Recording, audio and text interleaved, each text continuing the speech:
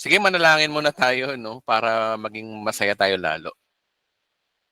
Kami, O Diyos, na iyong mga anak ay nagkakatipon sa gabing ito na wala po kaming ibang nais, Panginoon, kundi pag-usapan ka lang namin, Panginoon, sapagkat ang iyong salita ay makapangyarihan, buhay, at hindi nakakasawang pag-usapan. Lalong-lalo na po, Panginoon, kung gaano ka-amazing, Panginoon, ang iyong ginawa. So, totoo lang, Lord, minsan may agam-agam pa kami na hindi kami makapaniwala na paano mo kami napatawad, pati ang aming future sins ay kasama mo sa binayaran. Lord, hanggang ngayon, Panginoon, medyo agam-agam pa kami. Paano mo nagawa yun, Panginoon? Napaka-amazing po ng iyong ginawa. Paano magpapatawad, Panginoon, ang isang person, Panginoon, Lord, na hindi mo pa nagagawang ang kasalanan ay pinatawad mo na. Pero yun po yung ginawa mo sa kusang Kalbaryo, Panginoon. Ang hirap pong paniwalaan nun, Lord, pero salamat po talaga, Panginoon. Yun po yung katotohanan, Panginoon, na kung anong meron, Panginoon, sa Ebanghelyo, Panginoon. Maraming salamat po. Amen. Palakpakan natin si Lord. Ina. Okay. Comment, ano muna tayo, no? Basa muna tayo ng comment sa Facebook. Oo. Meron lang akong gustong ipakita sa inyo. Okay, mga naipopost ko sa Facebook. Meron kasi akong mga napopost sa Facebook na yung iba, parang, alam nyo, medyo nahihirapan yatang maintindihan, no? Kagaya nito, no, itong post na to, ito controversial tong post na to ngayon eh, no? Nasabi ko kasi dito, ang purpose ng church ay ministry of evangelism. Hindi ko man sinasabing hindi meeting eh. Ang sinasabi ko, hindi puro meeting. Hindi puro kainan. Hindi puro outing. At puro party. Yan ang ibig sabihin doon. Diba? Wala akong sinasabi na hindi na magmi-meeting, hindi nakakain, hindi na mag-outing. Basahin natin yung mga comment ng mga kambing dito, no? May maraming kambing dito ngayon eh. Wait lang ah. Teka lang. Maganda kung all comment. Tinatago ni Facebook yung iba eh. Wait lang. Basa tayo ng mga kambing. Ito, kambing number 1, no? Si Clara Jane Peach. Hindi ko naman to follower eh. Siguro taga-ibang bansa to.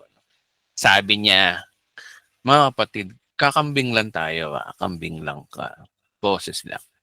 Sabi niya, kasama yung kaing outing, sabi sa Ecclesiastes, huwag magpakabanal masyado o magpakasama. Hindi ibig sabihin hindi mamumuhay ng banal, hindi ka makakahuli ng isda kung wala kang pamingwe. Diyos ko Lord, ang layo ng isda. Sabi niya, wag daw magpakabanal, no? Check na natin to kung sino tong taon to. No? Ito mga mga trolls. Naniniwala ako mga trolls to mga to. Si Clara Jane Preach. Tingnan mo naman, no? Nakalak yung profile. Oh, daming ganyan dito eh, oh. Kambing na kambing eh. Mamaya ibabla ko na to. Ito naturo naman kasi sa amin sa Bible School. Wag nang patulan. Kasi alam nyo mga kapatid, walang gaganto sa mga kapwa mo Pilipino eh. Wala. No? Mahabang panahon na may Eli Soriano. Anong ginawa ni Eli Soriano? Oo nga, naging trash talker din siya, no? Oo. Pero mali naman yung gospel na pinagtanggol niya. Ngayon, nasa tamang gospel na tayo. Siguro panahon na para may gumanto na, no? May maging eye-opener na. Tsaka mga kapatid, vlogger ako. Hindi lang ako pastor. Vlogger talaga ako. Sorry na lang. Sabi ni Annalyn, uy, di ro siya makarelate kaya tahimik lang muna ako. Okay. Good. Tahimik lang daw muna siya. Tama, Pastor, mahalagang evangelism kasi sa ibang bagay na ginagawa ng church. Laging ang sambit ng mga perverted the Great Commission daw eh. Seriously, evangelism ay mahalaga kasi gusto ng Diyos na iligtas tayo. Yung fellowship ay good pero mas mahalaga ang evangelism. Yung Santa Cena is good pero mas mahalaga. Kaya yung itong taon to, no? Sino to? Si Joey Makalam. Shoutout sa iyo, no? Sa Lingay. Ang ganda ng comment mo, kapatid. Yay! Palakapakan natin si kapatid. Totoo naman yung mga kapatid. Hindi ko naman sinasabi na hindi importante ang outing, hindi importante ang kainan. Mga kapatid, ang topic dito, purpose. Purpose ng church, purpose. 'Di ba? Pag sinabing purpose, dahilan kung bakit may church. Dahilan kung bakit itinayo ni Kristo ang kanyang iglesia. Okay? Oh. Tama to sinabi ni ano. Hindi nga eh. Ang sabi, humayo kayo at ipangaral ng magandang balita. O tama to. Diba? Ito yung mga follower na nakakaintindi. No? O, shoutout sa iyo, Paul Banol Quimbo. O. Ito yung magandang balita o gospel ay siyang nagbibigay ng tulay sa tao para sa kaligtasan. Ay sus, mga kambing na naligaw sa page na to. May naligaw doon na kambing. O. Okay. Sabi ng pastora namin, kung mahal mo si Jesus, sumayo ka. Natawa lang ako. Hindi niya alam na stress na ang member niya dahil hindi makahayo sa pamilyado. Sabi naman nito ni Kate Santos, kilala ko tong Kate Santos na to. Kilala ko to. Friend ko sa Facebook to eh. Sabi niya kay Paul, yes, marami lalo na kung turo is pagpapalago ng Christian faith and pagpapalalim. Okay. O yan, naging viral to ngayon daming trash talker. Okay. May nahanap ako dito eh. Meron pa ako nabasang kambing dito eh. Wait lang bago tayo mag-start ng ating ito. Sabi niya rito, no? Parang naninibago ako sa daway na pagpo-post nitong author. Parang laging naglalagay ng division sa body of Christ. Anong division of body of Christ? Di naman kayo parte ng body of Christ. Mga perverted kayo eh, no? Body of Christ. Wala akong division sa body of Christ. Baka kayo yun dahil kayo perverted kayo. Eto Saan ninyo saan ninyo napupuna ang inyong mga sinasabi? Kung sa loob nyo, ayusin nyo ang loob nyo mismo. Pero hindi mo dapat panghimasukan ng bahay ng iba. Ako pa nangihimasok ngayon eh. Ikaw nga pumupunta sa page namin. Jesus. Hindi mo alam ang iyong kanilang nilalakaran. Nangyari sa kanya rito. Trash talk siya rito. Marami rin dito eh. Eto, may sumita sa kanya. Hindi naman siguro nagsasalita si Pastor Edwin kung wala siyang alam. Ang sinasabi niya, anong purpose ng church? Yan. Ayan na. Alam nyo, kung may trash talker, meron din nagtatanggol naman sa akin kahit paano sa awa ng Diyos eh, no? Hindi ko sinasabing hindi na tayo mag-meeting, hindi na tayo kumain, hindi naman ganun. Ang tinan mo, hindi yung, kasi ang nangyayari, sabihin puro meeting, wala nang evangelism. Puro kainan, wala nang evangelism. Puro outing, wala nang evangelism. At puro party, walang evangelism. That is the point. Okay? So, ito mga to, tinan nyo, ito, ibablock ko na to mga yun, ito mga to, mamaya. Mga kapatid, nagbablock ako sa Facebook. Totoo lang, nagbablock ako. Kapag hindi ko nagustuhan yung comment talaga, sorry talaga. Kasi yun ang turo sa amin sa Bible School talaga. Kapag, ayoko na sabihin kung sino nagturo nito, no? Pero alam niyo na kung sino. Na kapag ganun, i-unfriend mo na, i-block mo na, kasi stress lang yung mga yan. Tsaka yung mga yan, maganda pa rin talaga yung purong follower mo na andito eh. Kaya itong mga 7.4 followers na to, hindi lahat din alam ko follower dito eh. Iba rito, lang, nakikisawsaw lang, iba nag-oobserba. Karamihan talaga dito follower, pero iba rito talaga, mga pakawala.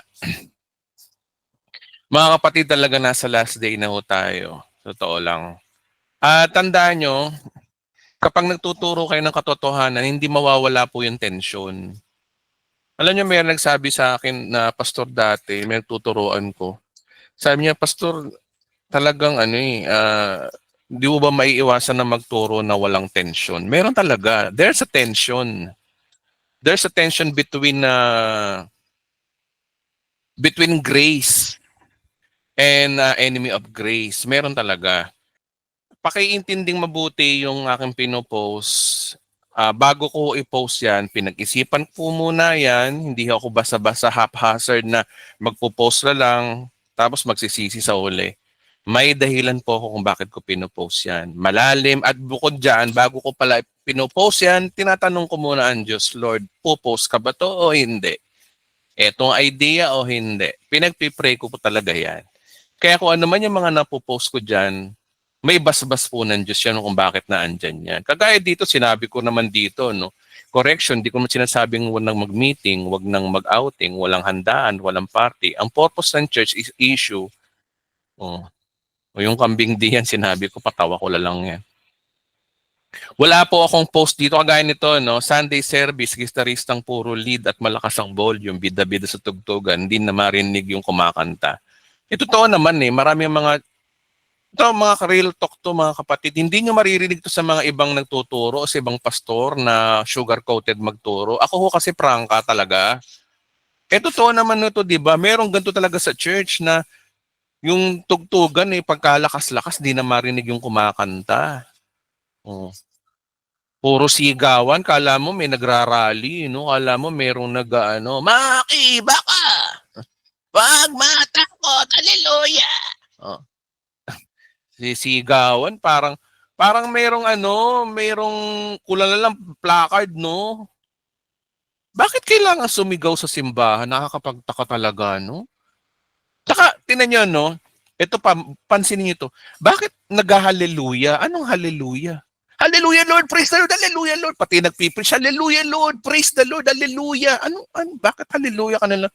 Merong preacher na ganun marami pa yung hallelujah niya kasi sa preaching niya ito pinapasabi ng Panginoon, hallelujah, praise the Lord, hallelujah. Yung sinasabi ng Diyos sa verse, hallelujah, Revelation chapter 1 verse 8, hallelujah. Etong basahin po natin, hallelujah. Alam niyo mga kapatid, hindi po ganyan ang unang Kristiyano nung araw. Wala hong ganyan. Okay? Wala hong ganyan. Sila Apostol Pablo never nagiging ganyan. Di ba? Meron pa nagpatotoo no? Ako po ay na-hold up. At sinabi ko lang, hallelujah, praise the Lord. Tapos yung hold upper na priest, may ganito, may nakaganyan, may nakatingala. Hallelujah, praise the Lord, niligtas ako ni Lord. Oh, Diyos ko, Lord. Oh. Tinan nyo what is the meaning of hallelujah? Hallelujah means this is a Hebrew word o Hebrew language na sinasabing, let us praise the Lord. Purihin natin ang Diyos. Biro mo, kumakain ka, hallelujah ka ng hallelujah. Yung sarap ng pagkain, hallelujah. Sarap ng ulam, patikim nga, ang alat, hallelujah. Lahat puro hallelujah. Ginagawa nilang tongue twister yung hallelujah. Nakakapagtaka lang, no? Bakit? Tingnan niyo yung mga ibang preacher, bakit sila ganun? Hallelujah, praise the Lord, purihin ng Panginoon. Nagiging parang, ako ba naririnig niyo maging ganun? Hindi naman ako ganun no? Hindi naman siguro. Pero bakit nagtataka talaga ako? Ever since tanong ko na yun ng bata ako, bakit nag-hallelujah, praise the Lord sila, no? Saan kaya nakakuha yun, Ay, nako. Expression daw nila yun. Kaya nga lang kasi, na may misinterpret tayo ng mga non-believer, mga hindi pa born again. Kaya tuloy tayo mga born again, nasasabi ang mga siraulo, mga buwang again. Totoo yan galagalit tayo sasabihin tayo mga buwang again. Totoo naman kung umasa tayo, para tayo mga buwang no? Biro mo, nadapa ka lang, in Jesus name. In Jesus name, in Jesus name. Ano ka lang no? Yung matapunan ka ng tubig sa dibdib, in Jesus name. Diyos ko, Lord. Wala rin tayong pagkakaiba sa Katoliko eh, no? Nagsa-sign of the cross pag nadulas, kapag nabagok, pag nauntog, pag napilay, kapag naipit. Oh. Bakit? Religion. Ang problema sa atin, religion, religyoso masyado.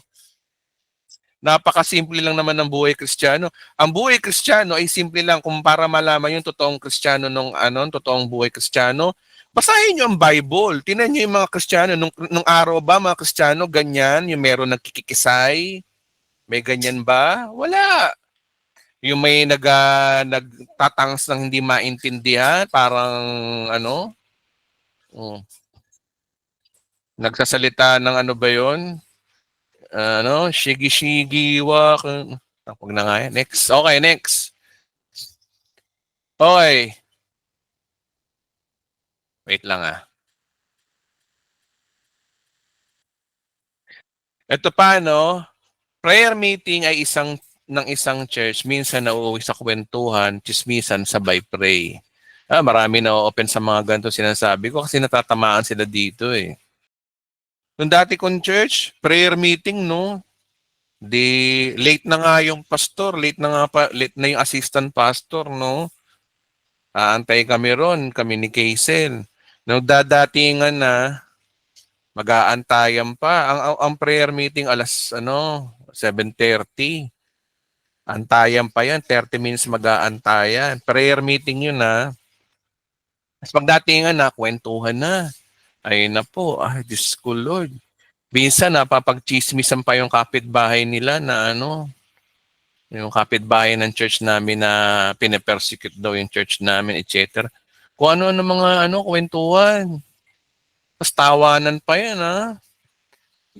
Minsan nagsasabi na ako, start na tayo, pastor, start na tayo. Puro ganun sinasabi ko. Ayaw pa mag-i-start pero magkukwentuhan. Ayun.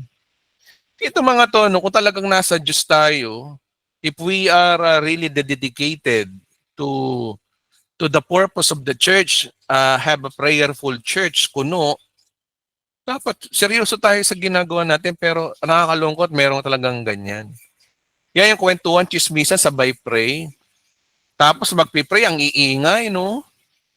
Alam yung yung sigawan, anong yan? Ano to? Yung bang akala nila, kasi sigaw nila, papakinggan sila ng Diyos. Mga kapatid, nabudol tayo sa ganyang religion. O, ganyan-ganyan ako dati nung nasa iba pang church dati. Ganyan-ganyan. Kaya yung mga pinopost ko dito, pinag-iisipan ko talaga to. Alam ko, sinasabi ko dito. Yan ay katotohanan. Okay? Ito pa, isa pa, hindi na kailangan ng prayer meeting para tugunin ka ng Diyos. Sapat na ang prayer mong may faith since ang pabor ng Diyos sa iyo. Tandaan niyo mga kapatid, tayo mga Kristiyano, sinagot na ng Diyos ang panalangin natin doon pa lang sa krus ng Kalbaryo. Ephesians 1:6 at 2 Corinthians chapter 8 verse 9, maliwanag doon, nung naghirap si Kristo sa krus, sinagot na niya yung panalangin natin, pinagpalat, pinaburan na tayo, dininig na ng Diyos ang panalangin natin, answered prayer na. So bakit masyado ba tayong atat na atat o gustong-gusto mag-pray, meron pang prayer meeting? Ako nga mga kapatid, totoo lang, hindi ko na nga pina-practice yun na sasabihin ko sa asawa ko na, mahal, pag-pray mo nga ako, mahal, ganito, ganyan, ganyan. O kaya magpapapray ako sa kaibigan ko, kay Harold, o kung kanino man. Hindi na ako ganun ngayon. Ang ginagawa ko, direct na ako nagpipray na naniniwala ako na kung anumang merong faith si Kaysel, no kung anumang merong faith si Harold, ay pareho din tayo ng faith, iisa-isa lang tayo, sa mata ng Diyos ay matuwid. So bakit kailangan ko pang mang-abala ng ibang tao para ipag-pray ako? Pwede naman ako manalangin sa sarili ko lang at tinugon na ako ng Diyos. Bakit ibaba ang Diyos mo sa Diyos ko para ipanalangin mo ako sa Diyos mo? Yun yung mga bagay na hindi natin naisip nung araw eh. Kaya ang prayer meeting, di na kailangan dapat sa simbahan to. Nagsasayang lang kayo ng kuryente. Pwede naman kayo manalangin na kayo-kayo lang.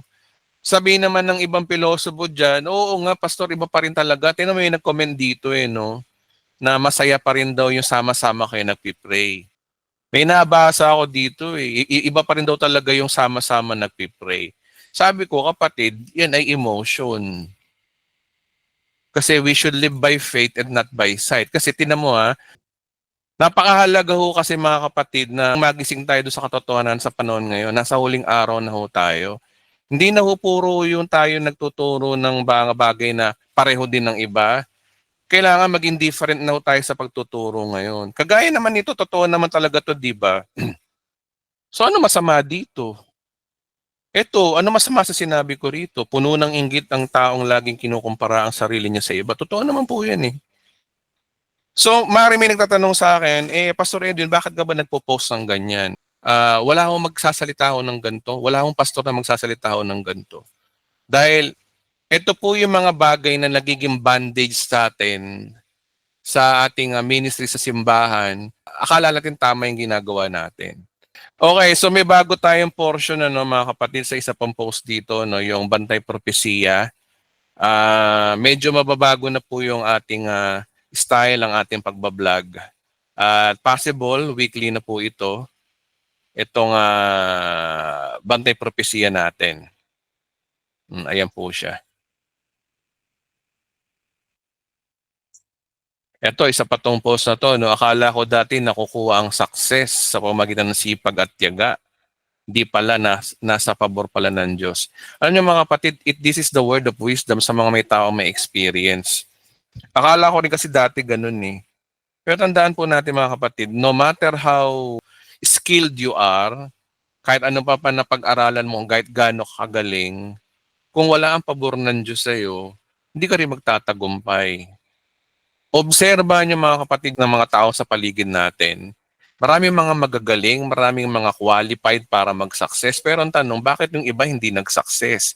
At minsan, ang nagsasucess pa yung mga hindi nakapag-aral o yung sa tingin natin walang pag-asang mag-success pero nag-success. So, what's the problem in this world, 'di ba? So, lumalabas talaga yung mga kapatid na there's something in high places na may kumokontrol ng sitwasyon. Walang iba kundi ang Diyos. So, doon mo ma-realize, makikita mo na humble na puso eh. Kasi hanggang di mo na-realize to na ang success ay pabor pala ng Diyos. Wala, nabubuhay, nananaginip ka ng gising. Nakala mo sa sipag at tiyaga mo, makukuha mo yung yung tagumpay. Hindi. Nasa Diyos po ang tagumpay. Wala po talaga sa ating mga galing. Okay, so 20 minutes for devotion. Then after dito, mag-start na tayo ng tanungan. Okay, Ephesians chapter 2 verse 11 hanggang 22. Pag-usapan natin to. No? Palakihin ko lang yung font. Okay, alam na natin to, di ba? Ephesians chapter 2 verse 8 to 9. Alam na natin yan na by grace we are saved through faith, not by our works, but lest no one can boast. At we are encouraged to do good works, no? So, hindi natin pa naintindihan. Ngayon, intindi naman natin yung sumunod na verse sa chapter 2 na to, no? Sa Ephesians chapter 2 verse 11. Sabi rito, no?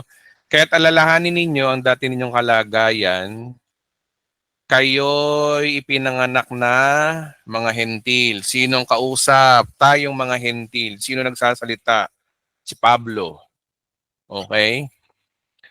Kanino to naka-address? Original, mga taga-Epeso. Ano ba yung mga taga-Epeso? Mga Kristiyano. Mga hentil, Gentiles, Ephesians. Ang Epeso po ay nakalocate ngayon sa Turkey. So this is a non-Jewish nation, ito yung mga hindi tuli. Kaya nga sabi rito, no, kayo'y ipinanganak ng mga hentil at di tuli ang tawag sa inyo ng mga Hudyo. So yung word pala na hentil, yung salitang hentil pala, ang nagbansag pala nito ay mga Hudyo originally. Di ba? Wait lamang po . Mga Hudyo po ang nagbansag sa atin. Dito kinuha yung word na hentil. Okay? So kung may nagtanong sa inyo, saan sa Bible yung yung hentil? Meaning ng hentil. O ito yung verse. Okay? So ang definition ng hentil nasa Ephesians chapter 2 verse 11. At ang tawag daw sa atin ay hindi tuli. Bakit tayo tinawag na hindi tuli? So sa Hudyo, ang circumcision, religion sa kanila yon. Sa atin kasi, ang circumcision sa atin is medical purpose, no? Kaya yung mga lalaki ay nagpapatuloy sa kultura natin para basta yun na yun, sexual issue to eh. O, para maayos, di ba? Kaya tayo nagpapatuloy. Pero sa kanila, kaya sila nagpapatuloy, pagpapatunay na sila ay mga Hudyo. Sila ay circumcised. Ito ay identity nila bilang Hudyo. Mahabang usapin to mga kapatid. Basta ang mahalaga dito, tayo ay tinawag ng mga hentil. Na ibig sabihin, hindi tayo Hudyo. At ito daw ay tawag sa ating ng mga Hudyo. Ang mga Hudyo naman ay tinatawag ng mga tuli, dahil ginagawa nila sa kanilang katawan. O yung sinabi ko kanina. Ang Hudyo naman ay tinatawag ng mga tuli. So, what is the point here? Sabi ni Apostol Pablo. Anong point ni Pablo dito? So, verse 12 natin basahin. Noong panahon na iyo'y iwalay kayo kay Kristo at hindi kabilang sa bayang Israel at hindi saklaw ng tipan na nababatay sa mga pangako ng Diyos. Nooy nabubuhay kayo sa mundo na walang pag-asa at walang Diyos. Tingnan niyo mga kapatid, no? Pinapakita talaga dito na tayo mga hentil ay saling pusa lang talaga sa Biblia. Saling pusa lang. Hindi tayo ang kausap sa Biblia kung tutuusin. Okay? Ginawa ang Biblia, sinulat at sinipi ng mga Hudyo para sa mga Hudyo. Okay? Old Testament pa lang, 37 books, that is a Jewish book. Wala tayo. Kung babasahin mo mula Old Testament hanggang New Testament, walang nabanggit doon na hentil. Ibig sabihin, wala talaga, as in wala. Kaya kung may nagtatanong sa akin, Pastor, paano po yung nangyari sa dispensation ng foretaste of grace? Mula kay Eva at Adan, Abraham, Noah, hanggang sa panahon ng Israel. By grace. Ano nangyari sa mga hentil noon? Kaya nga ang sagot ko noon, wala akong masasagot kung naligtas ba sila o hindi. Inuna muna talaga ang mga Hudyo. At nataon na ng pangyayaring ito, inuna ng Diyos ang mga Hudyo, tinawag ng Diyos si Abraham para ipanganak si Isaac, para ipanganak ni Isaac si Jacob na naging Israel para sa mga piling tao. Oh. Kaya itong mga Hudyong to, lumaki ulo, yumabang kasi sila daw ang bayang pinili daw ng Diyos. Oh. Ayun no, sinasabi rito ni Pablo, talagang hindi tayo kabilang sa bayang Israel. Hindi tayo saklaw sa tipan, ito masakit nito. No? Hindi tayo kasama doon sa pinangakuan, walang pangako sa atin kung tutuusin mga kapatid. Wala. Kaya nga yung mga pastor na nagtuturo ng Old Testament, hello, nananaginip kayo ng gising, hindi kayo ang kausap sa Old Testament. Kahit yung Mateo, Marcos, Lucas at Juan, hindi ho tayo kausap dyan. Dahil nung bumaba si Jesus Christ dito, ang sabi niya, I only call for the lost sheep of Israel. Nung panahon lang na yon. Nung oras na yon, sinugo siya ng Ama para sa mga Israel. Ngayon, nasingit lang talaga tayo mga hentil. Sabi dito, no, nooy nabubuhay kayo sa mundo na walang pag-asa at walang Diyos. Totoo yung mga kapatid, kawawa talaga tayo mga hentil. Kawawa. Kaya nga si Kristo, nung pagkamatay niya, di ba, pumunta siya sa ilalim ng lupa, sa Hades. Nangaral siya ng salita ng Diyos doon. Nagpakilala siya ng Kristo. Kaya yung mga hentil naligtas din eh. Yung mga hindi naligtas ng Old Testament dispensation. Oh. Kaya nga siya bumaba eh. So fair pa rin ang Diyos, biyaya pa rin ang Diyos. Kahit maraming napahamak ng mga hentil, marami naman siyang sinagip. Kaya si Kristo talaga ang tunay na tagapagligtas. Hindi lamang sa ibabaw ng lupa siya nagligtas ng tao, pati yung mga nasa ilalim ng lupa. Oh. Diba? So, walang ligtas. Kaya sa final judgment, walang sisihan kasi si Kristo nagsakripisyo para sa mga taong nabubuhay sa daigdig, sa ibabaw, at si Kristo rin ay sinagip niya yung mga nasa ilalim, yung mga na hindi naligtas. Oh. Kaya sa final judgment, walang sisihan kung ba't di ka naligtas kasi gumawa na ang Diyos ang paraan sa'yo. Oh. Kaya tayo mga hentil talaga walang pag-asa. Pero ang sabi rito, no, verse 13, ngunit ngayon dahil sa inyong pakikipag-isa kay sino daw? Si Kristo. Kayo'y na dati malayo sa Diyos. Sino daw tayong kayo? Sinong kayo to? Tayo, hentil, tayo kausap. Tayo to eh. Oo, hentil. Oh. So, ibig sabihin, kayong hentil na dati malayo sa Diyos ay inilapit sa pamamagitan ng dugo ni Kristo. Nung namatay si Kristo, damay-damay na ngayon. Hindi lang mga Hudyo, pati mga hentil, pwede na. Oh. Oh. Yan po ang good news. Yan po ang mabuting balita. Yan po yung gospel. Na tayo mga hentil nasama na. O verse 14, sapagkat si Kristo mismo ang nagbigay sa atin ng kapayapaan dahil ang Hudyo at mga Hentil ay kanyang pinag-isa. Ang mga Hudyo na pinangakuan ng Diyos ay nasama na rin dito, naging kapantay na rin ng mga Hentil na tayo. Ay kanyang pinag-isa. Kaya maliwanag na ang Christianity ay nagsimula sa Acts chapter 2, hindi sa Acts chapter 15. Oh, yung mga hyper-dispensationalist. Ako, dispensationalist ako, pero hindi ako hyper. Pero meron kasi mga hyper-dispensationalist daw na kay Pablo daw nagsimula ang church. That is a big, big wrong. Ang linaw dito, no? Kapayapaan ang ng mga Hudyo at mga Hentil ay kanyang pinag-isa at tinatawag na church. At sa pamamagitan ng kanyang katawan, pinawi niya ang alitan ng pader na naghihiwalay sa atin. Ano yung naghihiwalay daw sa ano daw yung pader na yon? Naghihiwalay sa mga Hudyo at sa mga Hentil. Oh. Kaya malinaw na ang gospel talaga ay sa Hudyo muna at napunta sa mga Hentil. Kaya sa panahon natin ngayon, ang Kristiyano ay consist ng Jews and Gentiles. Hindi Gentiles lang.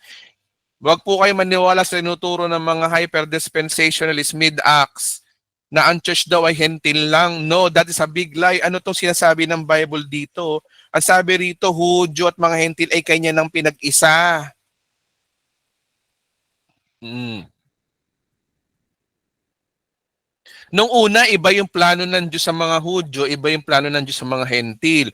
Pero nitong huli na, iba na, pinag-isa na niya yung plano na maligtas ang mga Hudyo at hentil sa magitan lang ng biyaya ni Kristo. Oh. Sabi ni Princess Almonte, wala nang boundaries. Thank you, very good. Di ba? Amen. Sa pamamagitan ng kanyang katawan, pinawi niya ang alitan na parang pader naghihiwalay sa atin. Pinawalang bisa niya ang kautosang pawang mga utos at alintintunin upang ang Hudyo at mga hentil ay maging isang bayan na lamang at sa ganito'y maghari ang kapayapaan. Totoo, tinanggal ni Kristo yung kautosan na yan para masama yung mga Hudyo na yan sa hentil na wala namang kautosan. Oh. Alam niyo mga kapatid, sa totoo lang, sa madaling salita, ang tinuturo ng Biblia, ang tunay na relasyon talaga sa Diyos, ay walang utos. Wala talagang utos kahit kanino. Mga Hudyo nga, pinalaya na rin dito. No? O, wala na rin kayong kautosan, sa biyaya na rin kayo. Para maligtas, hindi na kailangan ng kautosan.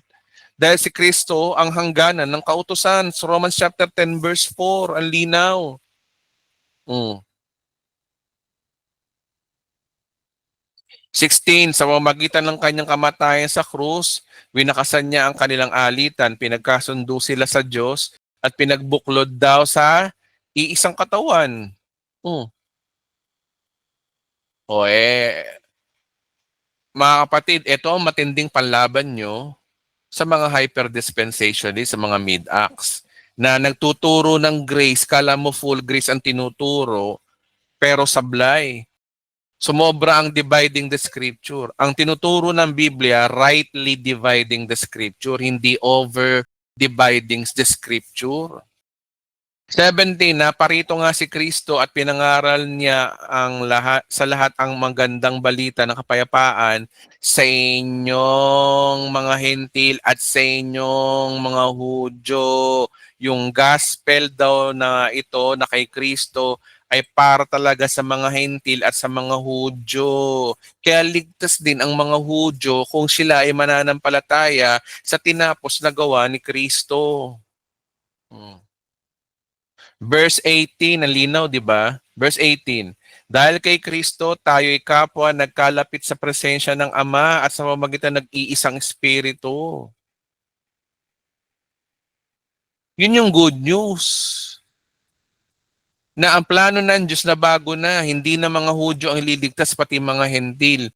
Kaya tinan nyo, ano mapapansin nyo, si Apostol Pedro, nung una, siya ay nangaral sa mga Hudyo at later, nung Acts chapter 15 na, nagturo na siya sa mga Hentil. Ang unang apostol talaga na nagturo sa mga Hentil talaga ay hindi si Pablo, kundi si Pedro mismo. Ang linaw doon, Acts chapter 15. Kaya totoo yung sinabi ni Kristo sa kanya na tandaan mo to, ikaw ay Pedro, sa ibabaw ng batong ito itatayo ko ang aking iglesia at wala makakapanig ang sino man. At ibibigay ko sa iyo ang susi ng langit. Oh. Yung susi na yun, yun yung susi para sa mga Hudyo at Hentil. Yun ay metaphor po yun na susi. Hindi yung ginagawa ng Katoliko na may susi talaga si Pedro, no? Nasa pintuan si Pedro. Mas may manok, no? Mm. Kasi, bakit daw may manok? Kasi nga daw, nagre-represent daw yung manok na yung tumilaok daw na dininay daw niya si Christ. Hindi po yun ang context nun. Alam niyo ba mga kapatid, kung saan nakuha ng Katoliko yan, papapakita ko sa inyo. Wait lamang po. May papakita ko sa inyo. Wait lamang po. Ay, ito pala, nakikita nyo na pala. Ito yun. Itong Diyos-Diyosang si Janus. Merong ano to ayun. Ito siya Ay, nawala. May manok yan Alam niyo to si Janus. Ito ay kilalang god ng mga Roman mythology. Yung two faces na yan nagre-represent sa matandang Nimrod at batang Nimrod. Yung word na Janus, dyan kinuha yung word na January or janitor. Yan yun, may hawak siyang susi. Ngayon, posible na dito kinuha yung si Pedro. Kasi nga wala manap sila ng sino man yung gagawa na magiging pintuan daw ng langit. Sakto talaga na-mix nila. Na yung mga pagan, meron silang Janus o Janu o Diyos ng pintuan. Kaya doon nakuha ng Katoliko na maglagay na ng na nung panahon ni Constantine, nagmix ang pagan at saka Christianism. So, sino mare-replace sa kanila kay Janus? Si Pedro. Kasi si Pedro, sa Bible, nabibigyan daw siya ng susi ni Jesus Christ, no? Tsaka yung manok. Yan po ay ayon sa librong Mystery Babylon Religion na aking nabasa. So, dyan po kinuha po yun. Kaya merong manok. Pero ang sinabi dito, ba't tayo napunta kay Pedro, mga kapatid? Okay. Balik tayo dito, no? Dahil kay Kristo, tayo'y kapwa na nagkalapit sama sa magitan ng iisang espiritu. Sa mga katuwid, hindi na kayo dayuhan o tag-ibang bansa. Alam niyo mga kapatid, naniniwala ako nung panahon na binabasa to ng mga taga-Epeso, naglulundagan sila sa tuwa sa sulat ni Pablo. Na naniniwala kasi sila si Pablo kasi ay sinugo ng Diyos para sa kanilang mga hentil. At magandang balita ito sa kanila ng mga oras na ito na ay yung pangako ng Diyos sa Israel ay pangako na rin pala sa aming mga hentil. At ito ay isang good news. Kaya nga ang gospel ay tinawag na good news kasi good news talaga. Mm. Dating pag sinabing good news, dating madilim, dating bad news na naging good news. Mm. Bad news kasi hentil tayo, hindi tayo ligtas. Hentil kasi tayo. Tayo ay pagano. Mm. Ang good news, kasama pala tayo sa pinangakuan na dahil sa ginawa ni Kristo. Kaya po good news, ito sa kanila at sa atin.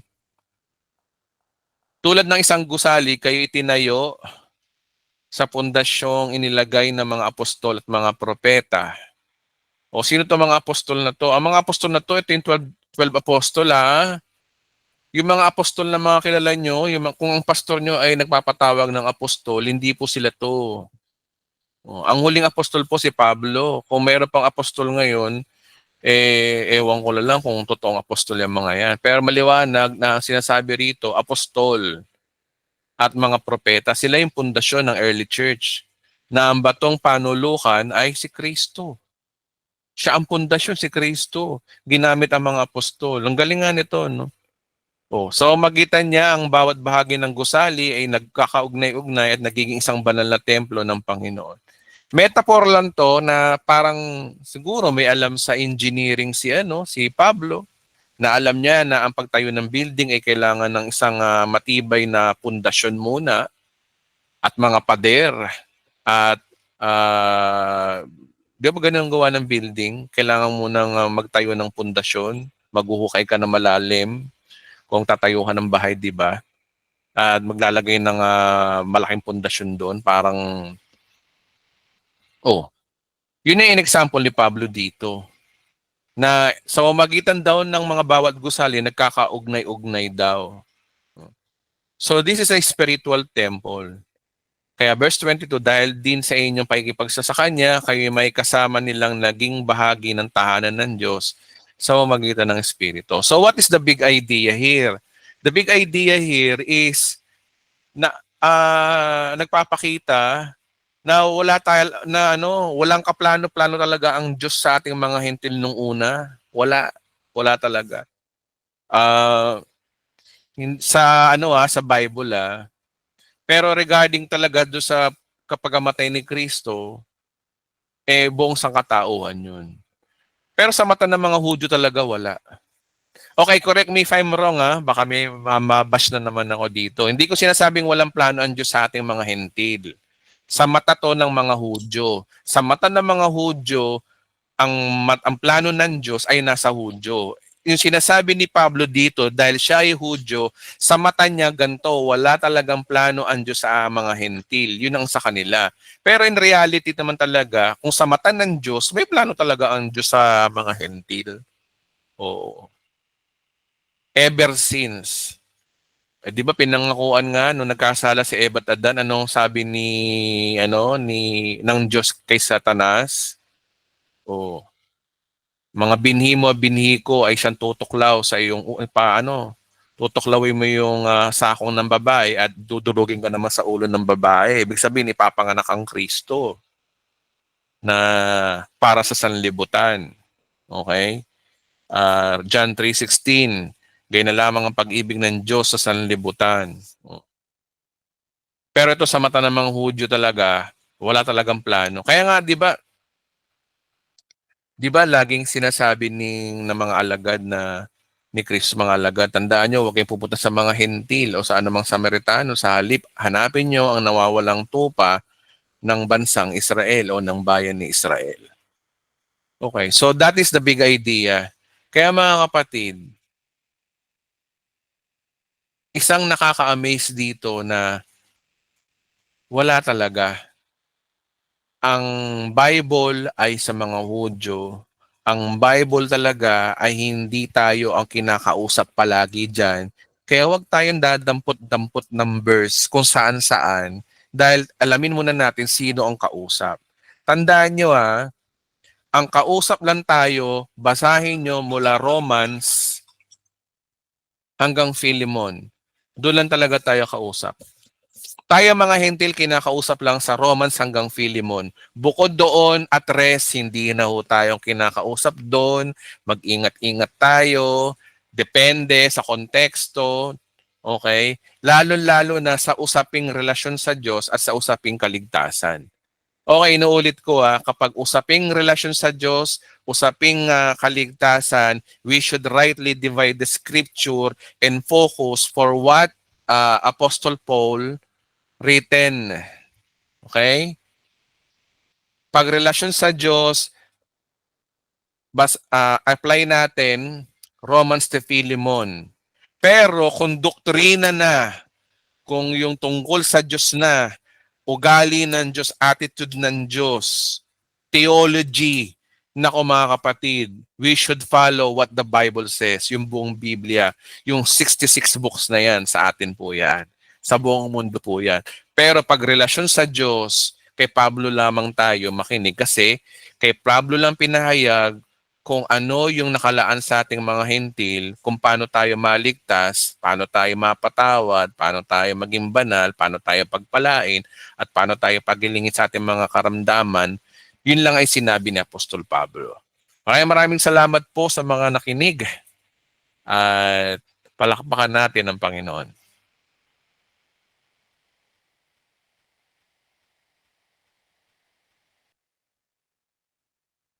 Okay.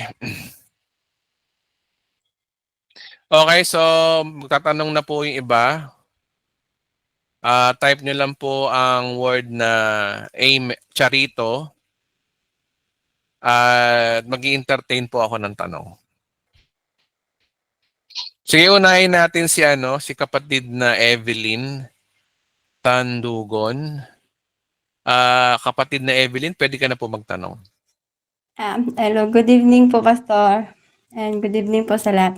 Ayan, thank you po. Thank you po. Tatanong ko lang po, Pastor, kung wait lang po. Una po pala mag-thank you pa po. Pala muna ako sa'yo. Thank you din kasi ang dami kong natutunan sa video nyo po at na-present ko po sa presentation ko ng maayos and I'm so thankful kay God kasi bago po binigay yung topic sa akin ay sabi inanon na po ako ni God na yun ang magiging topic ko. Tapos tama-tama naman kasi matagal na rin po na-upload mo yung video na yun tungkol po sa end times. Tapos sabi ko, nung binigay sa akin yung topic na about sa rapture, tapos yun sa 1,000, 1,000 taon, tapos ano ba yun? Yung bagong langit, bagong lupa, gano'n. Tapos sabi ko kay God, alam ko binigay mo 'to, may sagot na ito. Kaya po yung video niyo pinanood ko, kasi I'm so thankful kasi napakadetalyado po. Tapos I'm so thankful kasi talagang naunawaan at naintindihan ko naman po at hindi po lahat na itinipe ko kasi ang haba po kasi talaga, di ba po? Kaya ginawa ko po ay kinat ko lang si Marie at naibahagi ko naman po ng maayos sa ka-GC ko po. Kaya I'm so thankful kay God kasi ikaw yung binigay sa akin. Hindi po madali po siyang unawain at saka nasa Bible po talaga ang lahat ng sinasabi niyo. Yun po ang pinakamaganda na nasa Bible po talaga tayo kukuha ng mga ipapaliwanag natin sa mga tao kasi yun po yung the truth nasa Bible po. Glory to God po. Ngayon naman, mayroon akong topic about kay Jesus naman in life. Itatanong ko lang kung may summary kayong video ganun. Kasi medyo mahaba. Ang gagamitin ko ngayon yung sa Lucas. Siya 1 to chapter 24. Medyo talagang mahaba po siya. Kaya tatanong ko lang kung mayroon kayong summary. Yun lang po. Actually, kapatid, wala pa Ang alam ko, wala pa. Puro revelation. Okay lang po. Okay pero lang pero bigyan lang kita ng tip, no? Para maging effective yung pag-summary mo sa buhay ni Jesus Christ. Sige po. Siyempre, ikwento mo muna yung buong istorya ni Christ, no? Paano siya pinanganak, gano'n, etc. Sinulat ko na po dito from the beginning na from the beginning po. Tapos yun nga, medyo Tapos, Opo. Wag mong kakalimutan yung pinaka-focal point. Ang pinaka-focal point, paano siya naging hero? Paano Opo. siya naging bayani? Opo. Okay. So pag sinabing paano maging bayani, ipakita mo muna yung senaryo na eto ang sanlibutan eh, etong sanlibutan makasalanan eh, ganto ganyan ganyan. Lalo naging makasalanan ng tao nung dumating yung kautusan, etc. etc. nasulat sa Bible hanggang sa nung dumating si Kristo, siya yung tumupad ng kautusan. Dahil sa kautusan, nawala yung kasalanan. Kaya pag nanampalataya ka sa tinapos na gawa ni Kristo, so doon papasok kapatid yung gospel. Opo. Napakahalaga nun. Kasi Opo. doon may emphasize na itong Kristong to, na Diyos na nagsakatawang tao, ay may ginawa para sa atin. Meron siyang Opo. bagay na hindi naintindihan ng lahat. Kung paano siya naging bayani. Sa totoo lang, marami mga churches ngayon, naiintindihan lang yung pagka-Diyos ni Kristo, pagkatao ni Kristo, pero hindi nila naintindihan paano naging bayani itong taong to. Itong Diyos na nagsakatawang taong to. Yun ang hindi naging problema. At yun nga kapatid ang pinopromote ng channel natin at ng gawain natin. Pinapakita ko lang dito kung paano naging bayani si Kristo sa atin. Yun yung ano doon. Kaya hindi maiiwasan talaga na maitapik na ito kalagayan ng mundo, makasalanan ng tao, nagkasala ang tao, walang pag-asa, mapapahamak. Kahit anong gawin niya, wala siyang magagawa para magkaroon ng tamang relasyon sa Diyos. Diba? Opo. Yun ang magiging problema nun. Kaya medyo mahaba-haba talaga ng konti. Kailangan mo mapakita muna yung scenario, then ano yung ginawa ni Kristo. And then that's it. Yun yung pinaka-istorya niya. Ang ginawa ko po, Pastor, every chapter ng life niya po ay ginagawan ko po siya ng explanation. Is it tama? Tama po ba? Mm. Mm. Okay. Yun po kasi po para every chapter ng life niya may explanation pa ako doon ng konti tapos para po mas lalo nilang maunawaan. Yun po yung binigay na idea sa akin. Basta wag mo lang kakalimutan kung paano siya naging bayani. Kasi yun ang Opo. hindi naging kasi kung istorya lang at istorya lang ng kay Jesus Christ, marami nang gumagawa niya mapapelikula, di ba? Pero hindi na-highlight doon kung paano naging bayani si Kristo. Siguro yun ang idagdag mo doon at yun yung pinaka-importante doon sa istorya mo. Okay, wala Hindi ko po yung makakalimutan kasi naintindihan ko naman po yung sinapos ni Jesus sa cross ng Calvario kasi kaya po hindi ko po yung makakalimutan kasi doon din po yung pinaniniwalaan ko. Thank you po sa sagot po, Pastor. Thank you po. Yun lang po. Sige po, sige po. Thank you. Sige po. Hanapin ko lang yung hindi naka-mute. Wait lang. Wait lang. Okay. Na-mute ko muna kayo lahat, mga kapatid. Pasensya na may... Okay, so salamat kapatid, no, na Evelyn. Mukhang bago lang siya sa pandinig ko, no. Kapatid, mukhang bago nga lang. Evelyn Tandugon. Maraming salamat po sa inyong tanong. I hope na makatulong din tong channel na ito para sa iyong ano man yung gagawin mo ngayon regarding do sa ministry mo, kung ano man yung thesis na ginagawa, makatulong. Alam niyo mga kapatid, marami ng istorya si Jesus Christ na ginagawa ng istorya sa YouTube, sa anumang libro, pero hindi talaga na-highlight yung ginawa ni Kristo. Hindi na-highlight yung kabayanihan ni Kristo. Ang pagkakakilala lang ang tinuro sa atin ng simbahan, si Kristo ay pinanganak. Si Kristo ay pinanganak sa sabsaban. Si Kristo ay lumaki. Si Kristo ay nagpagaling, naghimala, nagbautismo, binautismohan. Tapos si Kristo ay nangaral, pinagkanulo, pinako sa krus, namatay, inilibing, 3 araw na buhay na maguli. So, boring. Di ba? Ang layunin ng channel na ito, mga kapatid, ipakita kung ano yung ginawa ni Kristo. Okay? Istorya lang kasi nangyayari sa mga sinihan, totoo lang. Hindi na-highlight doon ano ba yung purpose kung bakit namatay si Kristo para sa atin, paano siya naging bayani. Yun. Sa madaling salita, paano siya naging bayani, yun ang problema. Oh. Kaya yun ang na-miss ng ibang Christianity sa panahon ngayon kasi nga hindi na-highlight yung finished work of Christ. Kaya tinan nyo, wrong gospel ang naituturo ng iba. Kaya sa channel na ito, I am proudly to say na yung finished work of Christ ang tinataas natin dito. Na yun dahilan kung bakit meron ako mga posts na laging connected sa finished work of Christ. Di ba? Kung mapapansin niyo yung mga post ko, 'di ba, laging pabarado sa laban anti-religion kasi ako. Tingnan niyo yung mga post ko na 'to, no.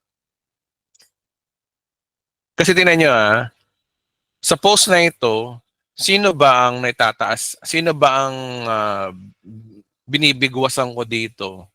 'Di ba kagaya nito? Oh. Bakit ko hina-highlight na kailangan ng evangelism? Kasi nga, yan ang problema sa panahon ng church ngayon. Wala ng evangelism. Ang evangelism ay ang ginawa ni Kristo. Nakakalungkot, marami mga churches ngayon, hindi na-highlight po yung ginawa ni Kristo. Ang na-highlight, puro meeting, puro kainan, puro outing, puro party. Yun ang nangyayari. The reason why I post this post, para nang sa ganun ay baliin na talaga yung ilantad yung yung kung ano yung matter sa lahat sa simbahan. Okay? Ano yan, Edwin, yung kagaya niyang post na yan, anong finished work of Christ yan? So, ang binabanatan ko dito, yung religious activity natin. Okay? Hindi naman masama yan, kaya nga lang problema, wala sa kaayusan. Ano pa ba? O, kagaya nito, dininig na ng Diyos ang panalangin natin Bakit kailangan pa magkaroon ng prayer meeting sa simbahan? For what? 'Di ba? Maraming matitisod sa sinasabi ko ngayon, mga kapatid. Maraming matitisod talaga. Kasi biro mo, nakagisnan natin na napakasagrado ng prayer meeting. Yung tingnan natin dito, sagrado ang prayer meeting Okay? Pero ang tanong, nasa Bible ba talaga ang prayer meeting? Ang sabi lang sa Bible, let us pray for one another. May sinabing ganun. Pero it doesn't mean na hahabot ka ng almost 5 hour na prayer meeting sa simbahan, no? So ano ang dito? Anong connect nito sa finished work of Christ? Ang tanong kasi dito, sinagot na ng Diyos ang panalangin natin through Christ. Bakit kailangan pa ng prayer meeting? Yun ang focal point dito Okay? Parang walang nangyari sa krus para magkaroon kayo ng prayer meeting sa simbahan. Parang walang nangyari sa krus. May nangyari po sa krus, mga kapatid. Sa krus, pinabura na tayo ng Diyos. Kaya tuloy, kinengkoy ko lang dito. Kaya nga minsan, nauuwi daw sa kwentuhan, chismisan, sabay pray. Ito yung mga bulok sa sistema ng simbahan sa atin panahon ngayon. May purpose ako bakit ganyan. O gaya nito, di na kailangan ng prayer meeting para tugunin ka ng Diyos. Sapat na ang prayer mo dahil sa faith. Since may pabor ang Diyos sa'yo, itong pabor ng Diyos sa'yo, finished work of Christ to. O bakit kailangan mo pa magpa-prayer meeting? Para kang Katoliko, nagpapamisa ka pa. Para saan? Di ba? Kaya mga kapatid, yung mga pinopost ko sa Facebook, lahat yan ay konektado sa finished work of Christ. Meron akong gustong baliin. Na tumingin tayo doon sa may tinapos na po si Kristo. Ba't natin kailangan pahirapan sarili natin sa mga gawaing religious? Ito yung prayer chain na yan. Alam niyo yung prayer chain na yan? Yung ikaw alas 12 hanggang 1:00, ikaw magpipray, Brother Edwin. Alas 2 hanggang alas 3, ikaw magpipray, Angelo Lucky Diaz.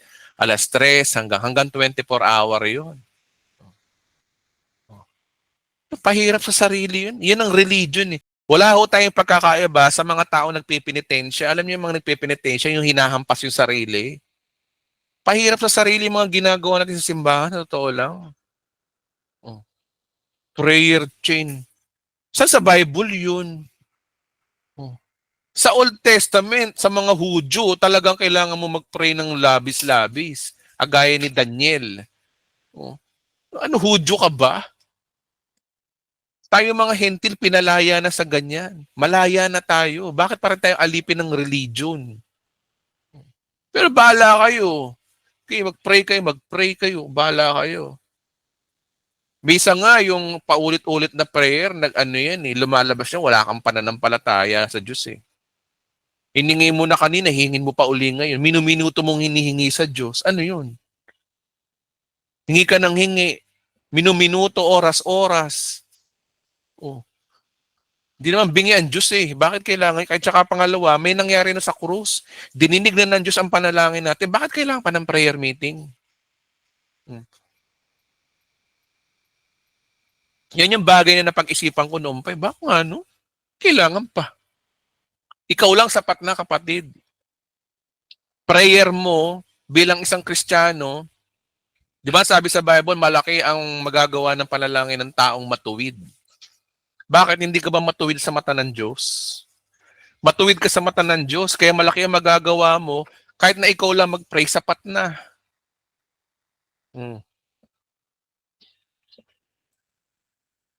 Okay, next. Magtatanong lalaki naman ano. Si Christopher Alvento. Go ahead, Christopher Alvento. Pwede na po kayo magtanong. Sige, kapatid, ikaw na kapatid. Yes po, Pastor. Good evening po. Si Bunsoy pala to. Sige, inak. Kapatid, go ahead. Tanong ka na. Opo.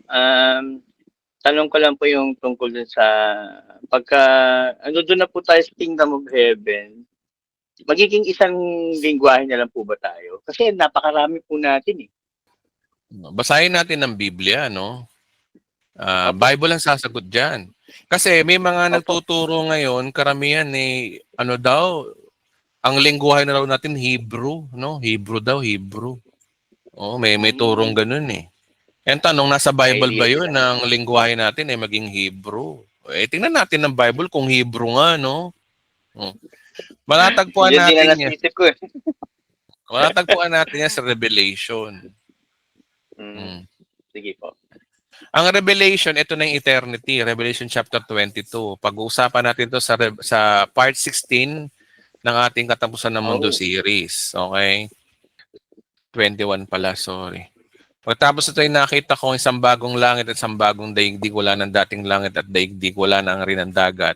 At nakita ko ang banal na lungsod. Sa ako na ipapaliwanag to sa Katapusan ng Mundo lang.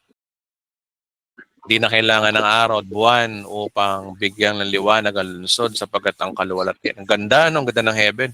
Ang kordero ng ilawan. Ang liwanag nito ay naglalakad ang lahat ng tao. Dadalhin doon ng mga hari sa lupa at ng kanilang kayamanan. Mananatiling bukas sa buong maghapon ng pinto sa lungsod sapagkat eto malupit. Dadalhin sa lungsod ang yaman at dangal ng mga bansa. Ano ibig mo sabihin, Edwin? Ano ibig mo sabihin dyan? Yun daw mga yaman daw ng bansa dadalhin sa lungsod. So ibig sabihin sa eternity, may mga bansa pa rin. Kung may mga bansa pa rin, iba-iba pa rin ang lingwahe. Ganun pa rin. Okay. Kaya nga, di naman sinabing wala nang, kasi nasingit dito mga bansa no? So ibig sabihin mga kapatid, sa eternity, sa new heaven and new earth, may bansa pa rin. At malamang, kung ano yung lingwahe natin ngayon bilang Pilipino, lingwahe pa rin natin doon sa eternity. Ang maganda lang kasi sa eternity, high-tech na mga gamit doon. Ngayon nga lang i-google mo lang, naiintindihan mo na yung sinasabi ng tao eh. Alam niyo ba ngayon sa technology pa lang natin ngayon, halimbawa may bago si YouTube ngayon. Halimbawa kagaya niyan, yung Katapusan ng Mundo ko, 'di ba Tagalog po 'yan. Darating oras sa 2025 mababago na pwede mo nang i-turn on yung sinasabi ko, magi-English na ako bigla. Yung alam niyo yung sub. Dito to yun. Subtitle po. Hindi na siya subtitle. Hindi na siya subtitle. Bago na yung boses ko mismo, AI na ano, pwedeng mag-Tagalog na Ah, mag-English na AI, mag-Chinese sa AI, ganun ang mangyayari sa YouTube. Next di ba year. nangyayari na po yung pastor? Nangyayari na po yun, di ba, sa advertisement? May Ginagaya nangyayari na nga ng yung boses ni Dr. Willie Ong eh. o di ba? Makabenta lang eh. O di ba? Di ba po? So, Opo. so tingnan nyo, kung sa technology pa lang natin ngayon nangyayari na, sa heaven, ganun din, mas high-tech pa dyan. So, ibig sabihin mga kapatid, darating oras, kahit magtagalog ako, maiintindihan mo ko kahit ano ka, kahit inchik ka. At yung mga nag inchik Mm, maiintindihan na rin natin kahit na nagsasalita sila ng mm, inchik sa eternity. Pero ganun pa rin ang lingwahe natin. Hindi pa rin okay. hindi aalisin ng Diyos sa atin yung ating mga sinasabi. Ano basihan mo, Edwin? Eh ano, Revelation 21:26 may mga bansa pa. Oh. So, ibig sabihin pala, through technology lang talaga lahat, no? Mm. Mm. Opo. Mm. Bali, ano po yan? Yan sa third level ng heaven yan. Wala pa. Doon lang sa, millennial kingdom. Di kapatid, tapos ano, wala pa kasi hindi ko pa kasi tutuloy. Sa part 16 maintindihan niyo to, no? Kasi tinan niyo na millennial Okay, okay. after ng ngayon nasa panahon tayo ngayon ng church age. Tapos ng church age magra-rapture. Sabi Tapos ko ng eh. rapture, magti-tribulation. Tapos ng tribulation, bababa tayo mula sa langit, second coming of Christ. Tapos ng second coming of Christ, millennial, 1,000 taon, di ba? Oh, after ng Opo. millennial, gugunawin ng Diyos ang mundo. Wala ng earth, wala na. Final Mm. judgment. Tapos ng final judgment, eto na, new heaven and new earth. Yung walang katapusang buhay na to. Ito yun. Revelation 21:26, ito na yun. Okay. Ibang panahon na to. Dispensation of eternity na to. Ibang Mm, dispensation na to. yes. Pinakadulo na po yan, Ito na yung pinakadulo. Ito na yung pinakasimula ng Oh, totoong buhay. opo, yung Eternity eternity na. talaga. Oh. Kaya yung tanong mo kapatid na sa eternity o sa langit o sa eternity ay iba ba yung lengguwahe natin? Magiging ano? Oo, ayan sabi ng Bible, may mga bansa pa rin eh. Mm, So ibig sabihin, nire-respeto ng Diyos yung natutunan nating lengguwahe. okay. Mga Ganun tinuturo ng pala yun. pastor, ano yung may nagtuturo ng pastor ngayon, ano daw? Magiging Hebrew na daw tayo. Diyos ko, Panginoon ko naman. Ganun. Una, saan sa Bible yun? Saan? Wala. Wala sila makipakitang Bible verse. Ako kahit paano meron. Ayan oh. Kahit Opo, paano. opo. Pag sinabing may mga bansa pa sa eternity, ibig sabihin nun, kung may bansa, may lingwahe. O, hindi tayo iisang lingwahe pa rin. Iba-iba tayong lingwahe. Pero meron tayong tools. Meron tayong malamang tools para maintindihan din natin yung kapatid nating mga Inchik, mga European, mga Arabo, maiintindihan natin sila. O, through technology na yun. Pero yung lengguwahe, Mm, ganito pa rin, magtatagalog pa rin tayo dun. Mag-uusap mm. pa rin tayo Ah, ng ganito. Hmm. as is talagang nasa bagong mundo talaga tayo na. Kasi tandaan nyo mga kapatid, sa araw ng rapture, ang babaguhin lang ng Diyos sa atin, mawawalan lang tayo ng kasarian. Pero ikaw pa rin yun.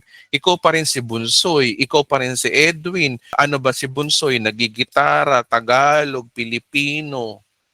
Di ba? So, O ako, ganun pa rin. Pastor, Mahi mm. tanong ko lang pa, Pastor. Kung halimbawa hindi ako magpapagupit, ganun pa rin ba itsura ko doon?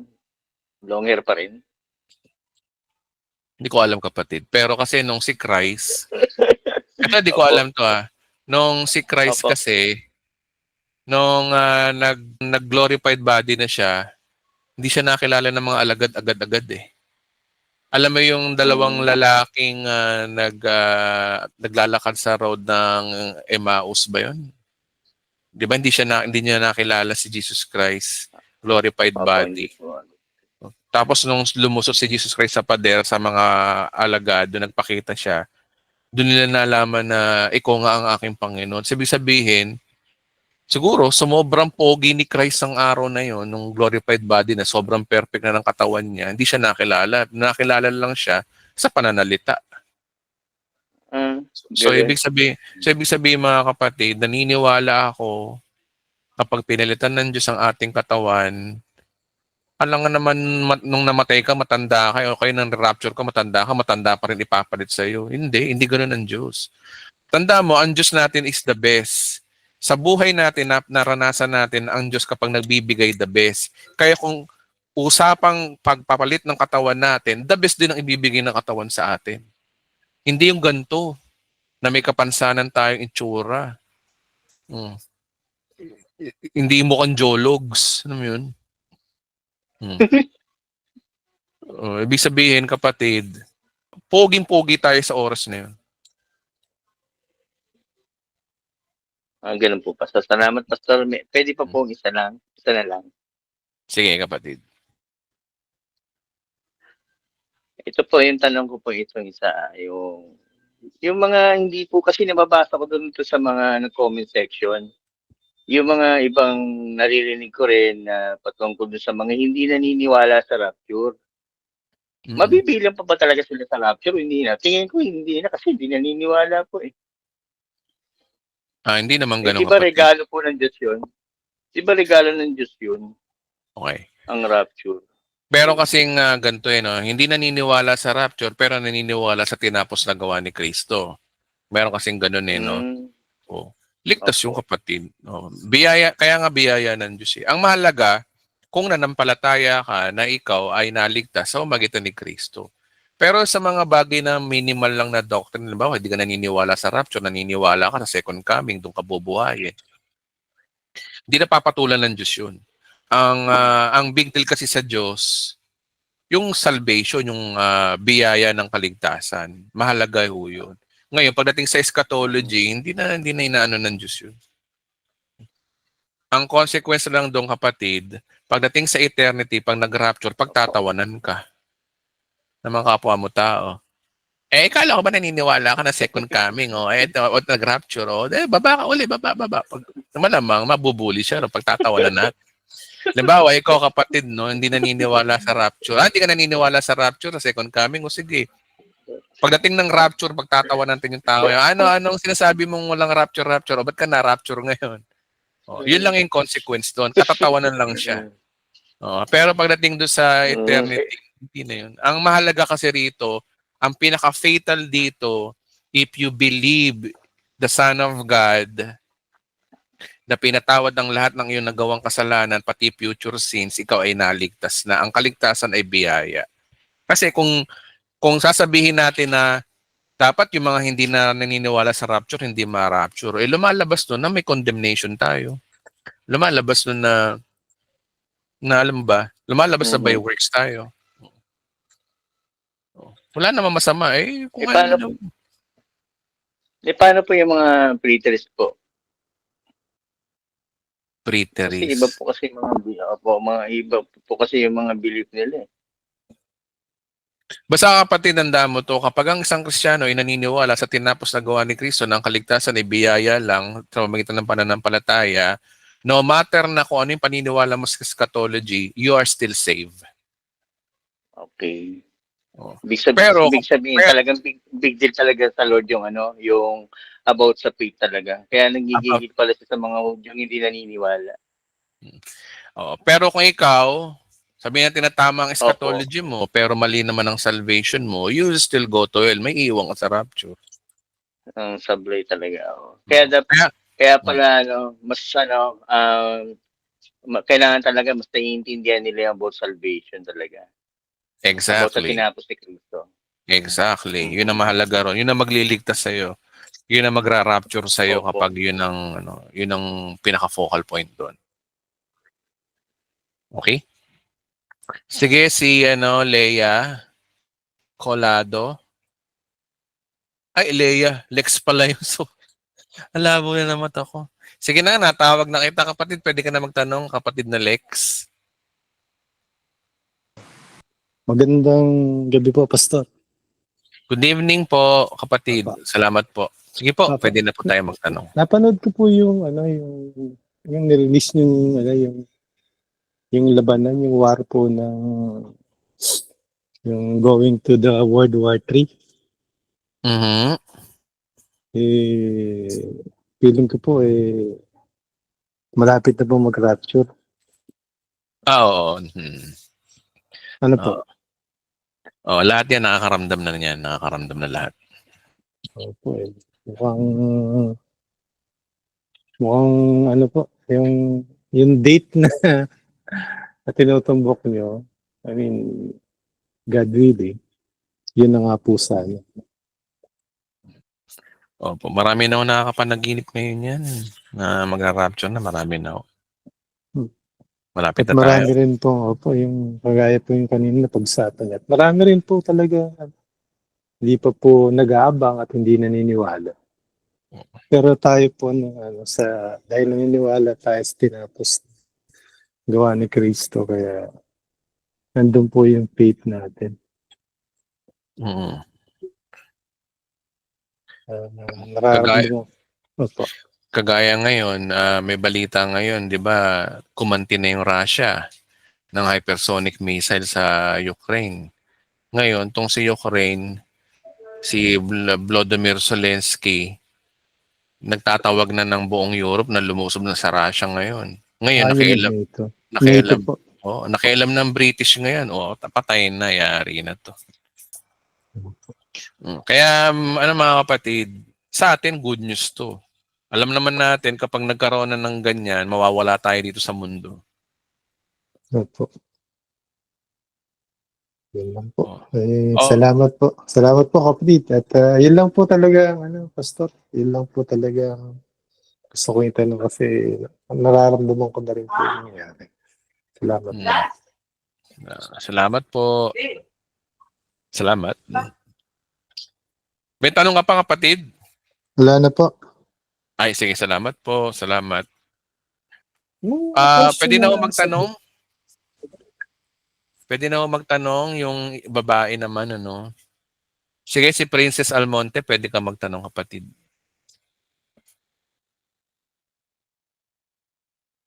Princess Almonte. Hello po. Gandang gabi ho. Isa lang tanong ko. Sige, sige. Yung ano po ba, yung bagong vlog mo? Bibi, quiet. Quiet mo na. Wait lang, Pastora. Sige po, sige po.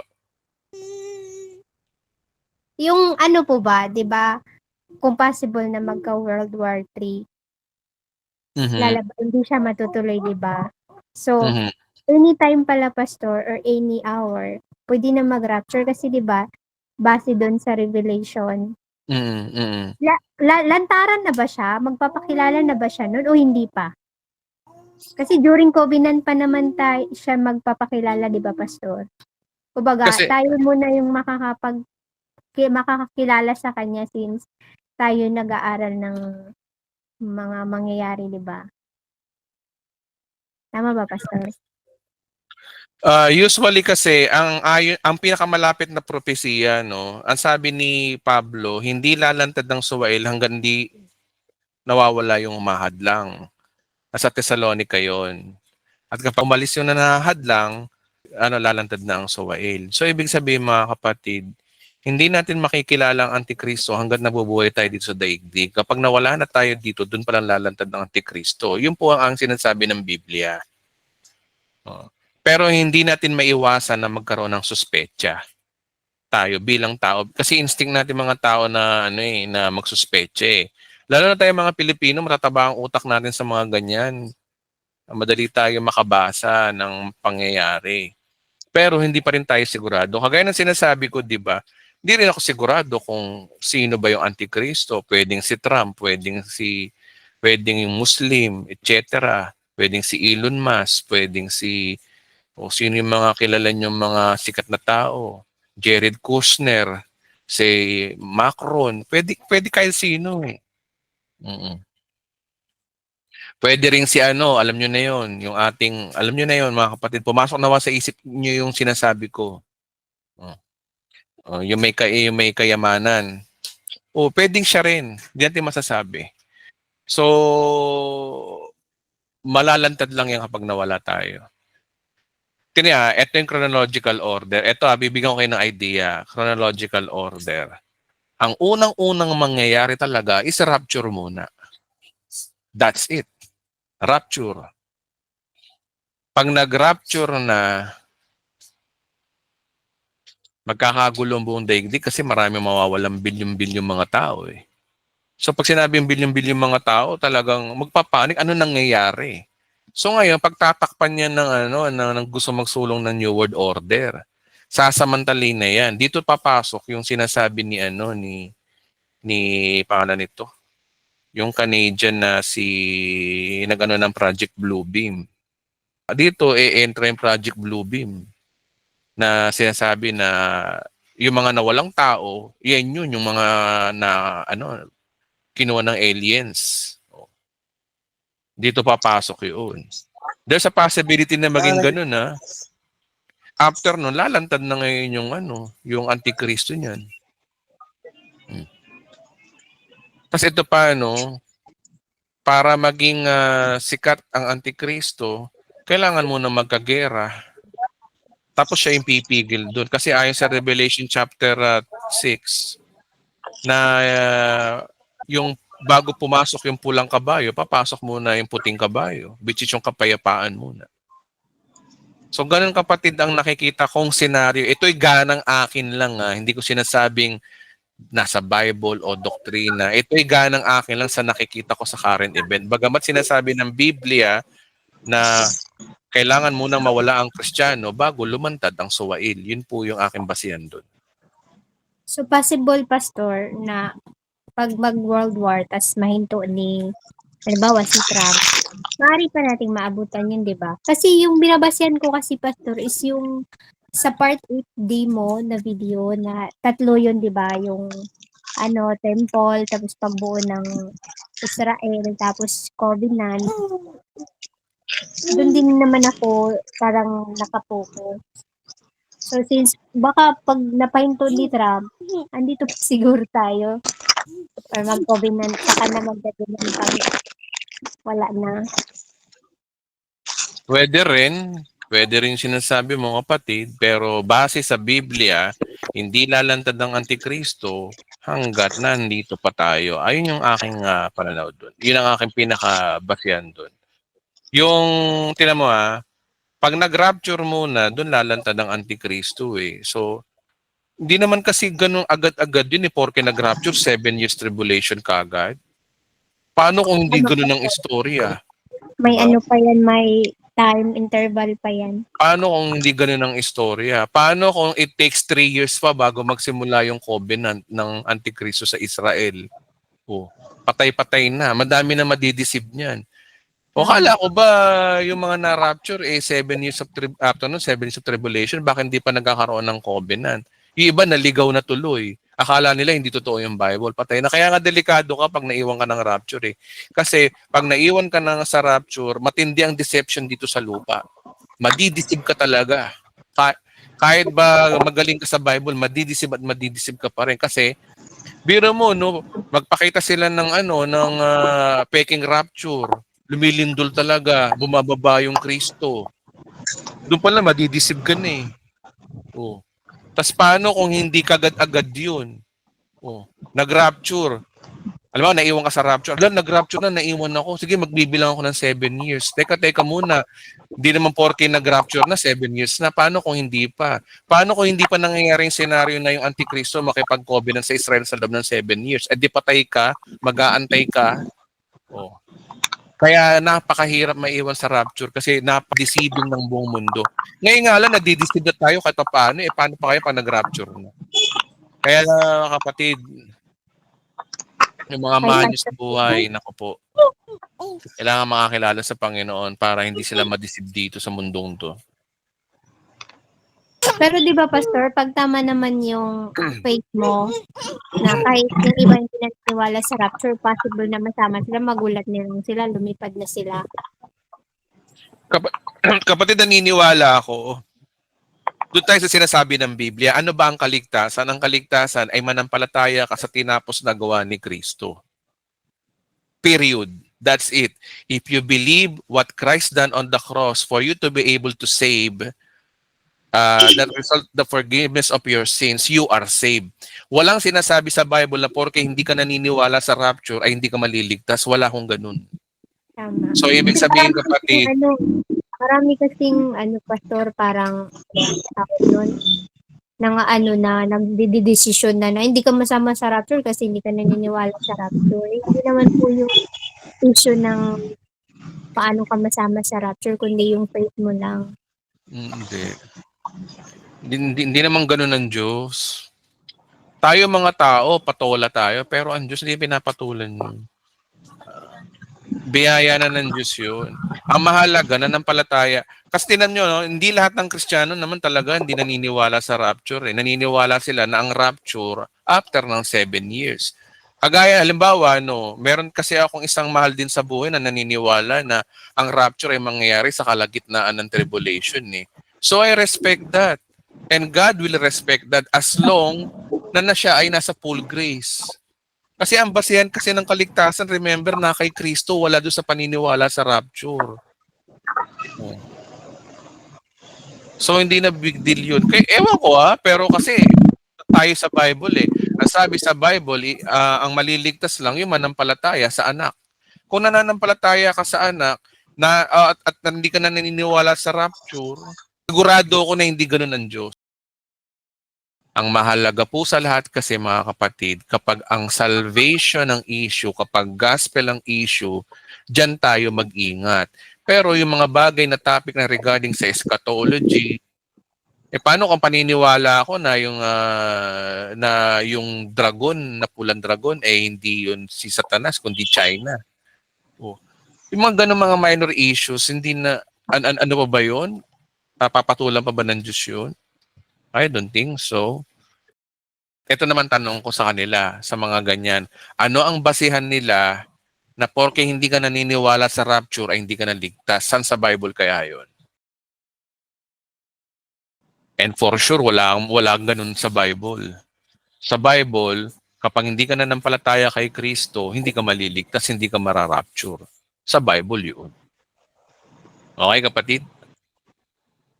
Okay po, Pastor. Okay na po. Salamat. Charito po. Salamat. Salamat po. 9:56 p.m. Siguro hindi ka na masyadong aabalayan yung iba, no? Okay mga kapatid, paliwanag ko lang na bago tayo matapos. Maliwanag po ang Biblia, straight po ang Biblia kapag sinabi pong salvation means ito ay pananampalataya sa tinapos na gawa ni Kristo. At sabi kasi dito, no, ang basehan ng kaligtasan kasi ito John chapter 3. Sabi dito na hindi nahatulang maparusahan ang sumasampalataya sa anak. Ngunit hinatulan na ang hindi sumampalataya sapagkat hindi siya sumasampalataya sa anak ng Diyos. Sabi dito, no, dito tayo mag-focus. Hindi na hinatulang maparusahan ang sumasampalataya sa anak. So, ibig sabihin, hindi ka nakahatulan kung nanampalataya ka sa anak. Na sa ginawa ni Kristo, nagsakripisyo sa akin ng buhay, tinanggap ko yung gospel. Ano ba yung gospel? Na ako'y naligtas sa biyaya at regalo lang. Tinatanggap ko yung regalo ng kaligtasan. Pinanampalatayanan ko yun. Pero hindi ako naniniwala na magra-rapture muna bago ang tribulation. So kung kayo kaya ang Diyos, sa tingin nyo ba, paparusahan nyo ba ako? Hahatulan nyo ba ako? Di ba? Ang usapan dito, mapaparusahan lang yung mga hindi sumampalataya sa anak. So pananampalataya sa anak ang dito, ang issue dito. So ibig sabihin nun, wala na ibang dahilan. Ngayon, kung sasabihin natin na hindi ka yung taong hindi naniniwala sa rapture ay hindi maliligtas, nagdadagdag ka ng gospel. And that is perverted gospel. Yun yung problema to. Diba? Biro mo, susunduin ka ni Kristo para ikaw ay kunin dahil ligtas ka na. Pati ba naman yung yung maling oras mo, papatulan pa ng Diyos. Tingnan niyo, halimbawa si Kaisel, magde-date kami. Mahal ko siya, asawa ko siya, di ba? Okay, good. So kaya ako siya naging asawa dahil mahal ko siya. Kaya kami nagpakasal. Ngayon, dahilan ba para hindi matuloy ang kasal kung na-late lang ako ng 2 minuto? Dahilan pa ba yun? Ang akala kasi ni Kaisel, ang kasal namin, ay alas 9. Yung pala, alas 8.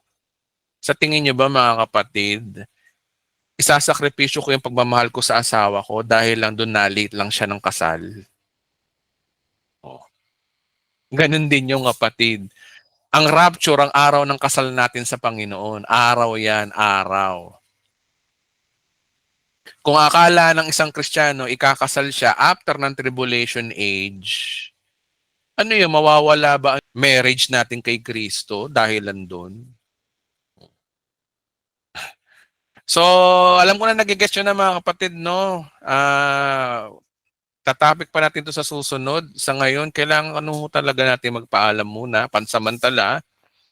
Abangan nyo po yung katapusan ng mundo series natin sa part 15C sa November 27 ng gabi. I-upload ko po yun. At sa awa ng Diyos, malapit na po tayong matapos. At pagdating ng December 15 naman, yung katapusan ng mundo, part 16. Kaya 16 ay tapos na ang KNM series natin. Yehe, 2 taon. 2 taon kung binuo, Nakabuo na ako ng isang magandang pundasyon sa channel na ito, katuruan regarding sa end times. So pwede na ako mag-vlog ng Bantay Propesiya. Yung Bantay Propesiya po, yan na po yung ating end times, mga kapatid. Actually, nagsisimula na ako. Ang pagkakaiba lang, kinukumpara ko yung prophecy sa current event. Yun lang ang pagkakaiba ko doon. Yung ibang mga channel, ganito rin ang ginagawa, nagbabalita rin sila. Pero sa akin, ang unique dito sa channel natin, kinukumpara natin to kung ano yung sinasabi ng prophecy. Kaya tinatawag ko siya na Bantay Propesya News. Marami pang mga pakulo sa channel natin. Stay tuned lamang po. Maraming salamat po sa inyong panonood. Mga kapatid, kahit papaano, follower ko rin kayo sa YouTube. Kundi dahil sa inyo, wala akong sweldo. Kundi dahil sa panonood nyo, wala akong wala rin akong kabuhayan. Sa totoo lang mga kapatid, nagpo-full time na ako ngayon sa YouTube at sa pagpapastor din. Kaya bread and butter ko rin to para sa ikabubuhay namin. Kaya napakalaking bagay talaga yung panonood nyo sa ating YouTube channel. Yung bawat panonood nyo, kahit skip nyo man yung advertisement o hindi, maraming salamat po sa inyo. So good night po mga kapatid, mahal na mahal ko po kayo. Maraming salamat po. Charito po, Thank you, Pastor. Thank you, Pastor. Pastor. Karina po. Bye sa lahat. Salamat po sa Narito po sa lahat. Thank you.